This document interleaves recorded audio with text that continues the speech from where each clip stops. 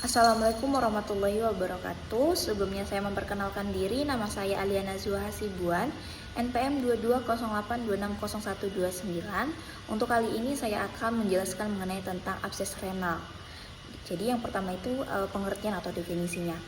Abses renal ini merupakan abses yang terdapat pada parenkim ginjal.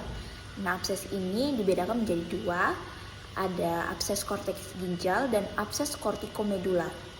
Nah, untuk penyebabnya itu bisa diakibatkan karena infeksi saluran kemih, contohnya itu infeksi dari ureter, buli, atau uretra menyebar ke ginjal mengakibatkan pyelonefritis atau abses ginjal.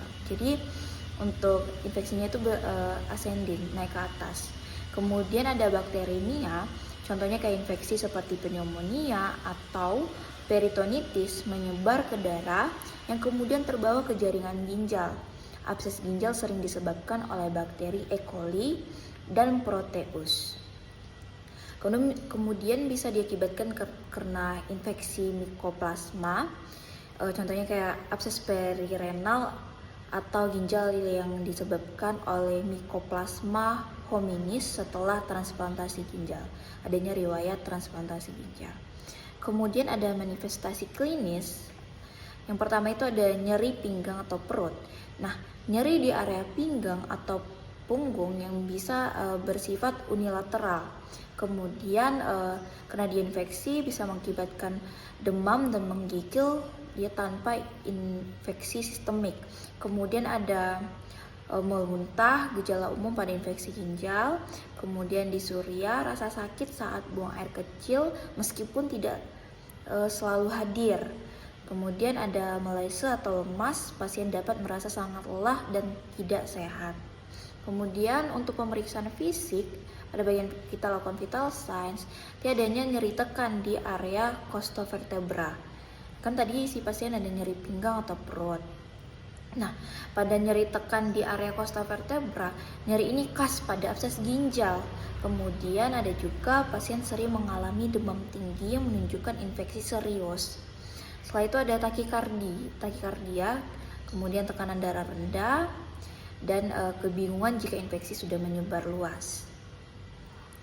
Setelah itu kita melakukan pemeriksaan penunjang, di mana pemeriksaan penunjang itu yang pertama kita lakukan darah lengkap atau darah rutin, nanti ditemukan adanya leukositosis karena infeksi, kemudian urinalisa, adanya leukosit urea dan eritrosituria.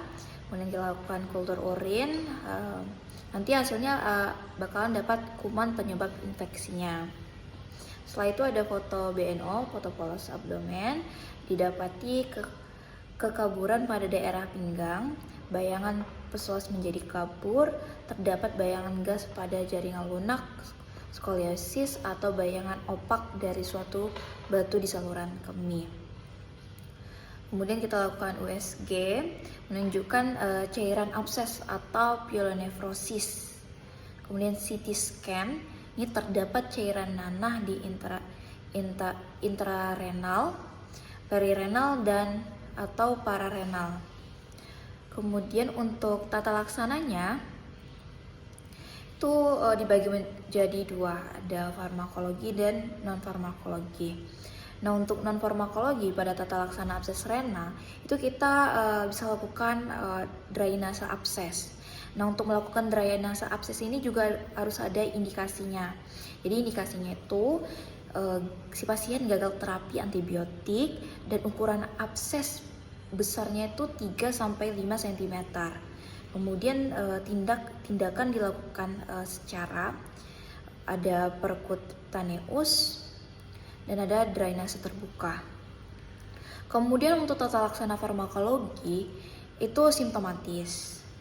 Jadi selain simptomatis kita berikan obat antibiotik intravena, dan ini pilihan antibiotiknya bisa golongan penisilin, golongan aminoglikosida, dan golongan cephalosporin, fluoroquinolone, dan paling baik adalah sesuai dengan hasil kulturnya. Jadi bakteri apa yang didapatkan pada hasil kultur, kemudian kita berikan antibiotik golongan yang sesuai pada hasil kulturnya.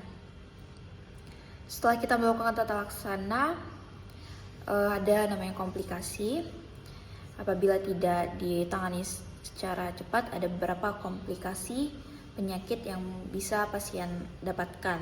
Nah, kemudian ada yang pertama itu ada sepsis, di mana abses ginjal yang tidak ditangani dapat menyebabkan infeksi bakteri menyebar ke aliran darah, menyebabkan sepsis. Nah, sepsis adalah kondisi yang mengancam jiwa karena menyebabkan reaksi inflamasi sistemik yang dapat mengakibatkan kegagalan organ multiple. Kemudian ada periforasi atau ruptur abses. Abses yang tidak terkontrol bisa pecah atau mengalami perforasi, menyebarkan nanah ke dalam rongga perut atau ruang perirenal. Nah, ini bisa menyebabkan peritonitis, yaitu peradangan pada lapisan perut, atau abses perinefrik yang memerlukan penanganan yang lebih kompleks. Kemudian bisa mengakibatkan abses perinefrik, itu infeksi yang menyebar ke jaringan lemak di sekitar ginjal. Kemudian bisa mengakibatkan gagal ginjal akut jika abses menyebabkan kerusakan ginjal yang signifikan, terutama bila terjadi pada kedua ginjal. Pasien bisa mengalami gagal ginjal akut. Hal ini memerlukan penanganan intensif seperti dialisis. Kemudian ada prognosis, di mana ada prognosis positif atau baik, itu dengan diagnosis dini dan penanganan yang tepat. Untuk penanganannya bisa dengan antibiotik dan jika perlu prosedur drainase, dan prognosis abses renal cenderung baik. Kemudian ada juga prognosis buruk atau kurang baik jika abses ginjal terlambat didiagnosis atau sudah menyebabkan komplikasi seperti sepsis, abses perinefrik, atau gagal ginjal. Nah, ini prognosisnya bisa lebih buruk. Mungkin sekian dari penjelasan saya mengenai tentang abses renal. Saya tutup. Wassalamualaikum warahmatullahi wabarakatuh.